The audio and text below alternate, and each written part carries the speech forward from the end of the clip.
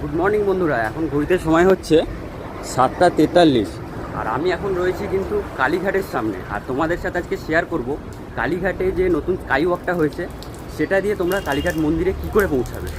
এই যে রাস্তাটা দেখতে পাচ্ছ, এটা দিয়ে আমরা সোজা যাব, গেলেই আমরা সেই স্কাই ওয়াকটা পেয়ে যাব। তো চলো সেদিকে যাওয়া যাক। তো তোমরা দেখতে পাচ্ছ আমি কিন্তু স্কাই ওয়াকের পুরো সামনে। এখন কিন্তু গেট খুলে দিয়েছে আর এখানে দেখো এসকেলেটরের ব্যবস্থা আছে। আর তোমাদেরকে এইদিকে রাস্তাটা একটু দেখিয়ে দিই।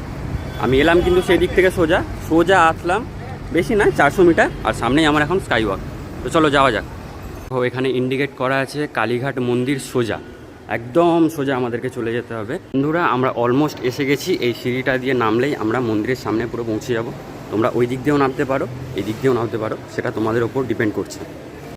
দেখো মন্দিরের সামনে আমরা এসে গেছি আর দুধারে কিন্তু এইরকম পুজো দেওয়ার অনেক সামগ্রী তোমরা দেখতে পাবে।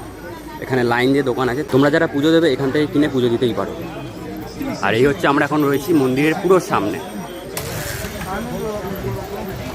তো বন্ধুরা দাঁড়িয়ে রয়েছি এখন আমি 2 নম্বর গেটের সামনে, আর এখান দিয়ে আমরা এখন এন্ট্রি করব মন্দিরের ভিতরে। আমাদের এন্ট্রি কমপ্লিট। এবার তোমাদেরকে চারিদিকটা ঘুরিয়ে একবার দেখিয়ে দিই কালীঘাট মন্দির নতুনভাবে কিরকম সেজে উঠেছে। এখন দাঁড়িয়ে রয়েছি আমরা মহাকাল মন্দিরের সামনে। এটাই তোমরা যেটা দেখছো এটাই হচ্ছে মহাকাল মন্দির। আর সেই দেখা যাচ্ছে, তোমাদেরকে দেখাই, বাবার লিঙ্গটা এখানে দেখা যাচ্ছে। আমি একদম সামনেই দাঁড়িয়ে রয়েছি। আর ওই দিকটা তোমাদেরকে একবার দেখিয়ে নিয়ে আসি। এদিকেও দেখো, তোমরা দেখতে পেয়ে যাবে।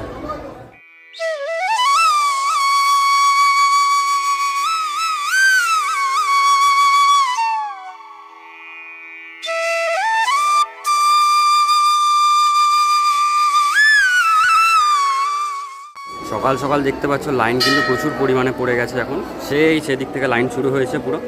আর এখন এদিক দিয়ে সেখান দিয়ে গেট আছে, ওখান দিয়ে ঢুকবে ভিতরে।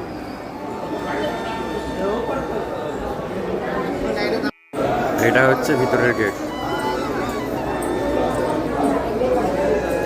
প্রচুর দর্শনার্থী এসেছে আজকে পুজো দেওয়ার জন্য, একই সোমবার। তোমাদেরকে পুরো কালীঘাট যে মন্দিরটা আছে ঘুরিয়ে আজকে দেখালাম এই শর্ট ভিডিওর মাধ্যমে। তো বন্ধুরা এই ছিল কালীঘাট মন্দির, তোমাদের সামনে শর্ট ভিডিওর মাধ্যমে তুলে ধরার আমি চেষ্টা করলাম। তোমার যদি ভিডিওটা ভালো লাগে অবশ্যই একটা লাইক করবে এবং সাবস্ক্রাইব করে আমার পাশে থাকবে।